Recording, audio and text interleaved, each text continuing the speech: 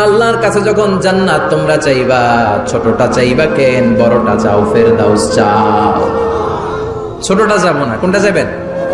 ইযা সাআলতুমুল্লাহ আল জান্নাতা ফাসআলুহু আল ফেরদাউস। আল্লাহর কাছে যখন জান্নাত চাবা, ছোটটা চেও না, বড়টা চাও। 8টা স্টেজ আছে জান্নাতে। এক একজনের আমল অনুযায়ী এই জান্নাতে ঢুকবে। কেউ ঢুকবে জান্নাতুল মাওয়াতে, কেউ জান্নাতুল নাঈমে, কেউ জান্নাতুল আদানের ভেতরে, কেউ দারুল কারার, দারুল খুলদ, দারুল মাকাম, ইল্লিগুন এগুলোতে ঢুকবে। আমরা সবাই যেন জান্নাতুল ফেরদাউসের অধিবাসী হতে পারি। সূরাতুল মুমিনুনের শুরুতে আল্লাহ তাআলা মুমিনদের 7টা গুণের কথা বলেছেন। আল্লাহ বলেছেন উলাইকা হুমুল ওয়ারিসুন আল্লাযীনা হুম ইয়ারিসুনাল ফিরদাউসা হুম ফিহা খালিদুন।